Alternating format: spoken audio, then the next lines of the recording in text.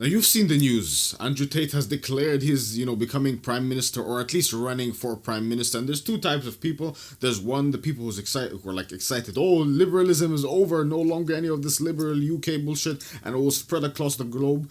And another type of people who are like, this guy has no political experience. This is probably stupid. We are doomed. Now I'm not here to argue which side you are on. I'm here to say something that is far more important. The thing is, this likelihood of Tate becoming PM is quite high. Why, you might ask?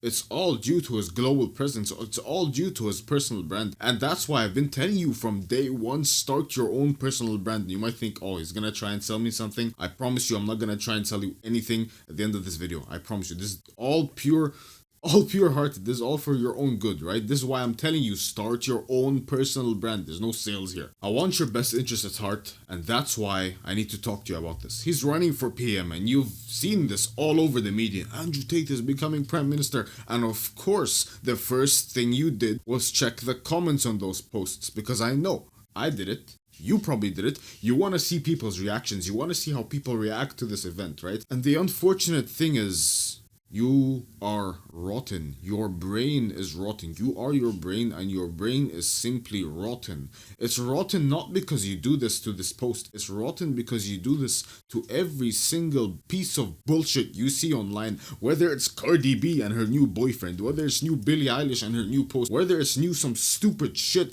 and their new post, whether it's new Skibbity toilet on fucking Fortnite shit. You open the comments and you explore, and the very fact that you know this, even I know this, bro. I try and stay away from social media as much as I can, and I still understand and use, no, not use them, but I can formulate a sentence with these brain rotted terms. And that's the unfortunate sad part. And the even more unfortunate sad part is you allow these posts and you allow this event of Tate becoming prime minister to affect you, your life, and your identity, while you live in India. You allow Tate's PM post to affect you, to enter your brain, and to take mental bandwidth out of your life, while you are still skinny fat.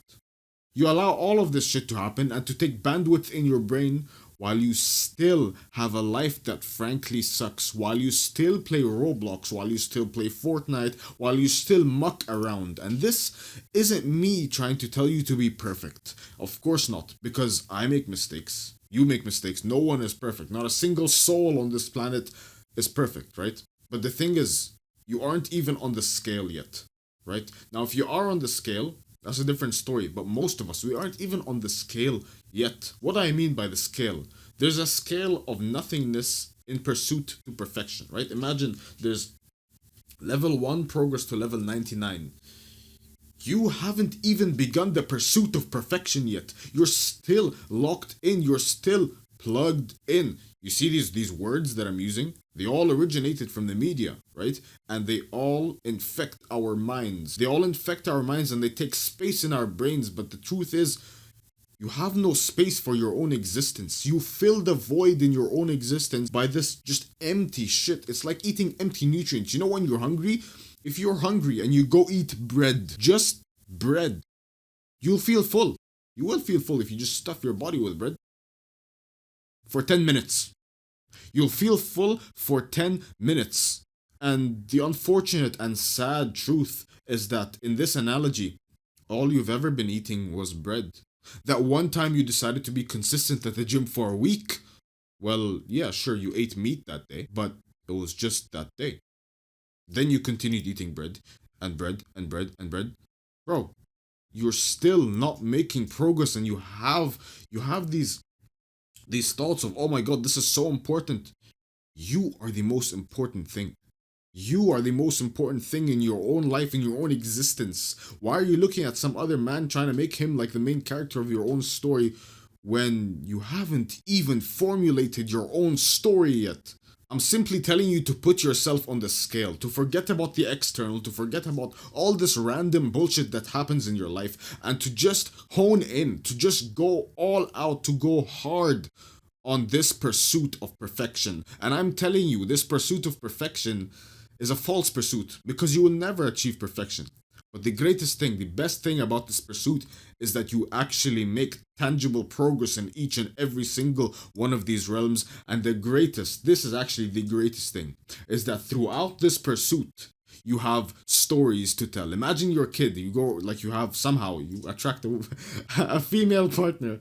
I hope it will be female these days, but somehow you attract a female partner, right? And you have a child with that female partner, and then your little boy asks you for like the greatest story of your life, right? The most big, craziest story of your life, and then you tell him, uh, uh, uh, the very fact that you have to think about it is the issue, right?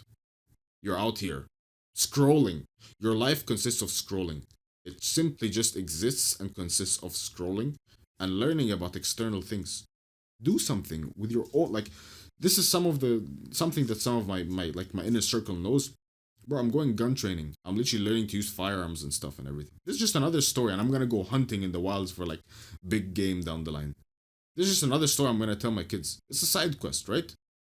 I could easily just spend that time I'm learning about like ammunition and firearms and all of this stuff. I could easily spend that time scrolling. But I have greater stories to tell to my children. And in the pursuit of this story of perfection, and throughout this entire pursuit, there's one thing that is certain, and it is uncertainty.